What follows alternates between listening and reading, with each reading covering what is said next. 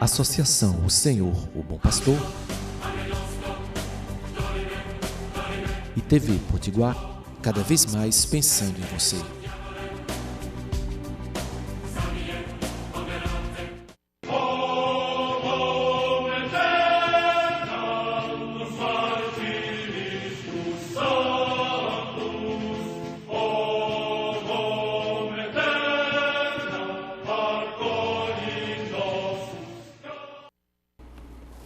Salve Roma!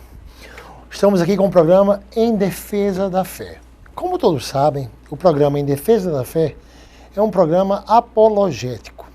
Temos como alvo defender a Igreja Católica segundo as Escrituras e provar que tudo da Igreja, tudo é alicerçado nas Escrituras, que toda a tradição católica e apostólica está totalmente ligada às Escrituras e a tradição e as Escrituras caminham juntamente. Como disse o Papa Francisco, a tradição e a Escritura estão em unidade indissolúvel. Então, toda semana a gente escolhe um tema e prova que esse tema, ou um dogma da Igreja, é totalmente bíblico. E hoje, especificamente, é uma exceção. Hoje, conforme tinham me pedido, muita gente pediu, Paulo, por que você não dá seu testemunho? Por que você não conta como foi que você, sendo um pastor protestante, migrou para a Igreja Católica e hoje é um defensor da Igreja? Então eu resolvi hoje o dia ser dedicado ao testemunho. Então eu vou contar cada detalhe que me levou de pastor protestante a um leigo católico. Vou contar cada detalhe que me fez migrar, como eu fui descobrindo através das Escrituras que a Igreja Católica é a única Igreja de Deus na Terra. Que a Igreja Católica é o corpo de Cristo na Terra. É a única instituição autorizada por Deus. Quem já foi protestante, mesmo se não tivesse sido um líder denominacional, mas quem era protestante e fazia muito trabalho para a denominação, era muito alicerçado a um grupo denominacional e se converteu católico, sabe que passa a haver muitas perseguições. Principalmente, a primeira coisa que acontece é porque ele perde todo o meio de amizade. Todo o meio social que ele convivia é rompido de imediato. Mesmo que ele tente ainda conservar aqueles mesmos amigos, fica praticamente impossível, né? Começam muitos ataques e fica sem condições de convivência. Então eu vou poupar alguns nomes, né? Vou contar cada detalhe da conversão, mas só vou expor a mim mesmo, e a mais ninguém. O interessante que quando eu me converti protestante, eu sendo de uma família paterna ateísta e família materna católica, mas tinham muitos parentes já protestantes. Quando eu me converti protestante, eu me converti numa igreja protestante tipicamente moderna, né? O que a gente chama de neopentecostalismo, né? Onde o dinheiro é o alvo. E como eu sempre digo, o dinheiro é o alvo de todo o protestantismo, não só das igrejas neopentecostais. Desde que o protestantismo surgiu, o dinheiro tem sido o alvo. Até tem um livro de Max Weber, né? A Ética Protestante e o Espírito do Capitalismo, mostra que o protestantismo histórico ele é da prosperidade. A diferença é que o neoprotestantismo, o protestantismo pentecostal, eles usaram a teologia da prosperidade de forma explícita, para que todo mundo note, assim, o pede, aquelas barganhas com Deus que eles impõem ao público, é feito de forma direta. Mas desde que surgiu o protestantismo, o alvo tem sido a questão do crescimento material, né? Então essa foi a minha primeira observância que me fez desanimar com o protestantismo. Eu, congregando numa denominação, eu comecei a perceber que o protestante ele não considera o pobre como o povo de Deus. E eu vi que nos evangelhos, né, existe uma predileção aos pobres. Os pobres são prediletos do reino claramente, né? Lá em Mateus, Jesus diz os pobres de espírito, mas em Lucas, Jesus diz os pobres. Bem-aventurados sois vós, os pobres, que vós é o reino de Deus. Em Mateus ele diz pobre de espírito, mas em Lucas ele diz pobres. Né? E a palavra mesmo diz que é mais fácil um camelo passar no buraco de uma agulha do que um rico entrar no reino de Deus. Não é impossível um rico entrar no reino de Deus, mas existe uma predileção aos pobres. E no protestantismo se pregava o contrário. O contrário do evangelho do nosso Senhor.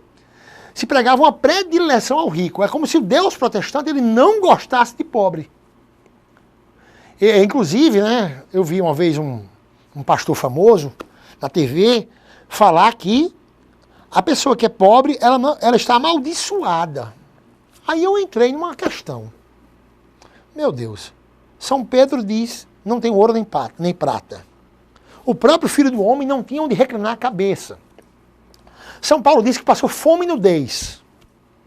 A própria Sagrada Família, quando fez a consagração de Jesus ao templo, usou 2 pombas, que segundo o livro de Levítico, só era permitido usar pombas se a família não tivesse recurso nenhum. Então, segundo a ótica protestante, todo esse povo de Deus era um povo amaldiçoado, porque os apóstolos eram pobres. A família sagrada era pobre. Então, essa predileção ao rico era bem clara no protestantismo. Isso começou a me desagradar. Então, eu, como tinha um grande ciclo de amizade no protestantismo, né, a gente fazia muitas obras juntos, né, ia pregar não sei aonde, ia na cidade vizinha pregar a doutrina protestante, a interpretação pessoal da Bíblia, que o protestantismo ele surgiu de uma interpretação pessoal da Bíblia. E a própria Bíblia diz, em 2 Pedro 1,20, nenhuma profecia da Escritura é de interpretação particular. Então se juntou, eu me juntei com um pastor que veio de São Paulo, me juntei com um teólogo de uma igreja daqui de Natal e uma pastora de uma outra igreja bastante conhecida e fundamos uma placa denominacional. E rapidamente já estávamos com 3 pontos de pregação dentro da cidade de Natal, fora uma clínica onde eu ia toda semana fazer um trabalho de estudo bíblico, uma clínica de reabilitação. E rapidamente consegui também um programa de rádio, numa rádio protestante, pentecostal, né? E nessa rádio já começou algumas brigas, porque eu já ia contra a teologia da prosperidade, ia contra essa barganha com Deus, ia contra o ranço que o protestante tem contra a caridade. O protestantismo ele é contra a caridade, desde que surgiu, né? Daí o sola fide, que foi edificado por Lutero, onde ele disse que a fé não precisa de obras, contrário à Epístola de São Tiago, que diz que a fé sem obras é morta. Então, nossa denominação ela surgiu num movimento chamado Nova Reforma. Esse movimento protestante, chamado Nova Reforma, foi capa da revista Época, em 2009. Se você colocar no Google, Nova Reforma, revista Época, você vai ver um movimento que surgiu, um protestantismo novo, diferente, mas que, por incrível que pareça, se tornou moda. Hoje, esse tipo de protestantismo se tornou uma moda grande no Brasil. Na época, eu fui pioneiro na minha cidade. E os próprios protestantes eram contra esse movimento. Que a gente fazia os cultos nos auditórios ou nas próprias casas. Inclusive, eles tinham esse costume de fazer o culto nas casas, mas era o ministério de células. Então, era ligado à denominação. Eles diziam que estavam voltando para a era primitiva, pregando nas casas, mas aí estavam pregando a doutrina da denominação. E a gente não, a gente estava procurando fugir mais do denominacionalismo, fugir o máximo possível da doutrina protestante convencional. Então, nesse nossa denominação que foi fundada, né, a gente começou a acordar um pouco. Com um ano de denominação, fazendo estudos bíblicos, eu percebi a questão da mariandade. A primeira coisa que me fez abrir os olhos foi a questão da mariandade. Por que é que o protestante tem um desprezo tão grande por Maria e, ao mesmo tempo, ele coloca a mulher como cabeça de culto, como pastora, como líder denominacional? Maria, que foi humilde, que nunca quis que nunca quis uma sucessão, um ministério apostólico, foi sempre humilde e obediente, né? Serva, eles são desprezo total. E as mulheres, eles colocam como líder denominacional, que a Bíblia condena totalmente o ministério de pastoras. Então eu comecei a ver outra contradição muito grande no protestantismo, né? Então, quando eu descobri a Mariandade, eu tinha uma Bíbliazinha Almeida, que eu levava para as missões. Inclusive eu perdi minha mala numa missão que eu fui em Jerusalém. E essa Bíblia estava junto. Que essa Bíblia, no final dessa Bíblia, nas últimas páginas, tinha a filiação de todos os apóstolos. Então, e mostrando o versículo. Por exemplo, Tiago, mostrava quem era o pai de Tiago, as citações onde ele era citado na Bíblia. Aí eu já caiu a primeira farsa do protestantismo. Eu vi que aquela invenção deles, que Tiago era irmão carnal de Jesus, era uma farsa.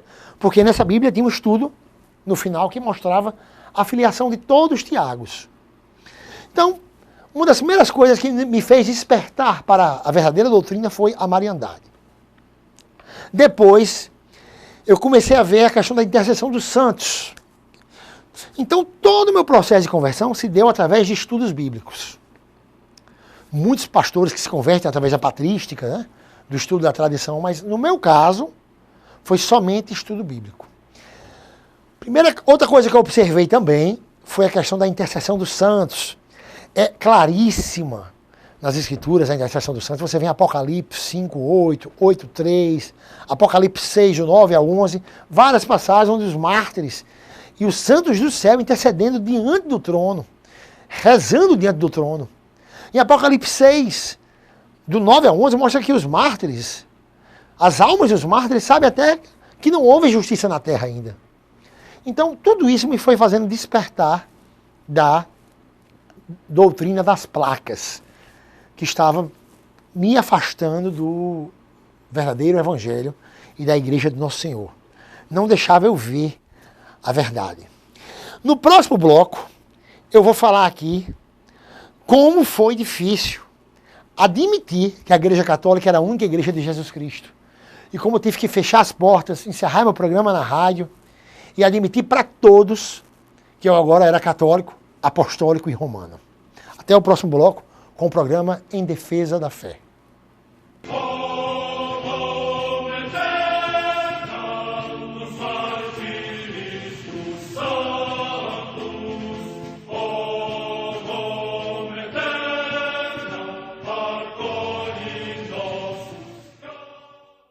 Uma escola tem que ensinar como ser. Aqui a gente não ouve falar de valores, a gente vive isso na prática. Importante essa base da escola, da minha família. O curso que eu escolher, eu sei que eu vou estar preparada. E graças ao Neves, além de eu conseguir passar, eu vou ser um bom profissional. É isso que a gente vivencia, educação com atitude. Tenho orgulho dessa escola. Aqui eu sou feliz. É completo. É o meu colégio. E pode ser o seu. Seja em Natal ou em Pipa, aqui você encontra belas praias, passeios incríveis e muito sol, além de uma excelente gastronomia. O paraíso é aqui. Venha passar momentos de intenso lazer. Entre em contato com a natureza. Seja para descansar ou se divertir, hospede-se conosco. Paradise Hotéis, Natal e Pipa, 4 opções para você.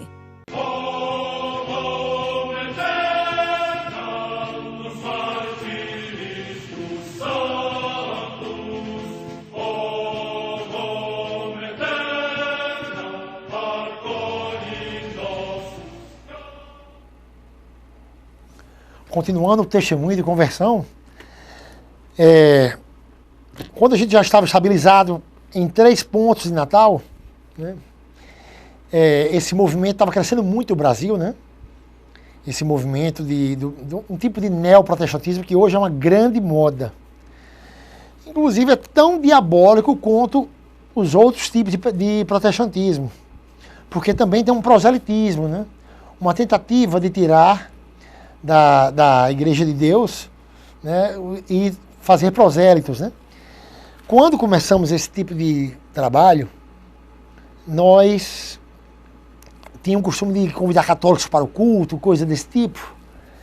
E interessante é que eu já estava abraçando a fé católica. Abraçando, acreditando em vários dogmas da igreja. Já acreditava na intercessão dos santos, já acreditava na Assunção de Nossa Senhora. Só faltava uma coisa: acreditar que a Igreja Católica era a única igreja de Deus. E quando eu tive coragem de assumir em público que já era católico, apostólico e romano, tive que fechar as portas, tive que acabar com o meu programa na rádio, assumir que eu estava enganado. Inclusive, na introdução do meu livro, eu falo que eu estava inventando Jesus para mim mesmo. Porque o protestantismo, cada um inventa um Jesus da sua forma. O Jesus universal é diferente do Jesus da Batista, que é diferente do Jesus presbiteriano. Só existe um Jesus. E Paulo já alerta que vão surgir vários Jesus diferentes. Né? Aqui em 2 Coríntios, Paulo alerta que vão pregar um Jesus diferente do Jesus que vem da igreja apostólica. E esse é o grande perigo. Com efeito, 2 Coríntios 11:4. Com efeito, se vem alguém e vos proclama outro Jesus diferente daquele que vos proclamamos, ou se acolheis um espírito diverso do que recebestes, ou um evangelho diverso daquele que abraçaste, vós o suportais de bom grado, ou vós o aceitais, em algumas traduções. E é justamente o que acontece. Quando um cara aceita Jesus na Igreja Batista, ele está aceitando o Jesus de lá. Quando ele aceita um Jesus na Assembleia de Deus, ele está aceitando um Jesus inventado pela Assembleia. Um Jesus que faz sapatear, que faz adivinhações. Então, é um Jesus para cada denominação. Então, a primeira coisa que eu vi é que todo o protestantismo, ele prega uma doutrina diferente da outra. E tudo tirado da mesma Bíblia. Então, quando eu fechei as portas e me assumi católico, o inimigo jogou outra cilada para cima de mim. Foi incrível. Porque eu já aceitava todos os dogmas da igreja, exceto, quase todos os dogmas, exceto que a Igreja Católica era a única igreja de Deus na Terra. Então, olha que cilada o inimigo me armou. Eu conheci um pessoal que se dizia católico, mas era de uma seita chamada ICAB, Igreja Católica Apostólica Brasileira, que eles ordenavam o padre em 6 meses. Tipo protestantismo, né? Que protestantismo não existe a ordenação de pastor. O pastor da Assembleia, o cara que Seymour, que um dos inventores da Assembleia de Deus nos Estados Unidos, era leigo. Né? O próprio Lutero, quem foi que ordenou Lutero? Para ele ser pastor. Então, a ordenação real que vem de Deus tem que vir da era apostólica.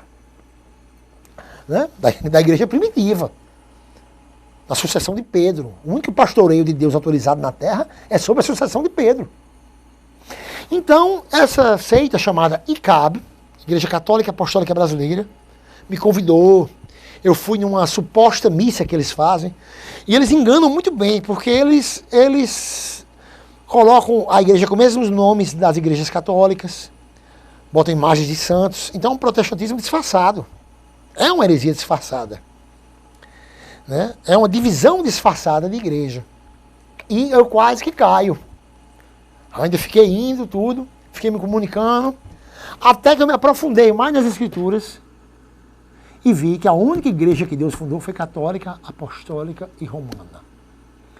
Então, todo o ciclo de amizade que eu tinha quando eu era pastor, ele foi se fragmentando, porque quando eu rejeitava muito entrar nas redes sociais. Quando eu resolvi fazer um Facebook, vários deles me adicionaram. Mas quando via eu pregando o verdadeiro evangelho, que só há uma igreja, né, que Nossa Senhora é mãe dos cristãos, que Nossa Senhora é plenamente santa, plenamente virgem, mostrando biblicamente, eu provando a Imaculada Conceição, eles não conseguiam suportar.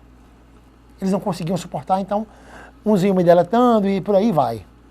Outros ainda conseguiram, teve várias conversões, né, inclusive do pessoal que estava na igreja junto comigo. No caso de uma que era bispa de uma igreja protestante, ela se converteu católica, hoje é minha comadre. A família dela também, mais uns 2 se converteram católicos e a outra grande parte, os outros que lideravam junto com a gente, o outro pastor que veio de São Paulo, voltaram para o protestantismo, né? Continuaram no protestantismo. E a gente perdeu muito contato com todo esse pessoal. Como eu persegui a igreja, como eu persegui a igreja quando eu era pastor, eu resolvi defender até o fim dos meus dias. Então, meu ministério hoje é defender a Igreja Católica, o ministério de apologeta, e provar biblicamente todas as verdades. E isso vai ser incômodo a muita gente. Isso vai ser muito incômodo, né? E a gente não pode se calar. Esse mês de janeiro, no final, viajei em missões. Nesse final do mês de janeiro já está agendado para 2 viagens em maio, já agendadas, e outras a confirmar. As pessoas que querem palestra ou catequese em algumas comunidades, né, liguem para o 084 9671 1616. E o livro Um Filho em Defesa da Mãe já está disponível no site da editora. E também vocês podem encontrá-lo em Natal, na Jerusalém Artigos Religiosos. Vocês encontram também na Banca do Tota, ali, Banca Cidade do Sol, perto do CCAB. Encontram outras bancas também da Afonso Pena. Em João Pessoa já está disponível em algumas lojas, em Minas também. E qualquer pessoa do Brasil pode encontrar pelo site da editora, www.martiria.com.br. Então, minha gente, esse livro defende todos os dogmas marianos. Todos os ataques protestantes são refutados nesse livro e destruídos biblicamente. Todos os ataques que foram feitos à nossa mãe, Maria Santíssima. Então, minha gente, semana que vem estarei aqui com mais um programa em defesa da fé. Eu queria avisar que a defesa da igreja não vai parar. Doa quem doer. Estamos armados, viu? Com o texto e com as escrituras. Até a semana que vem com o programa Em Defesa da Fé.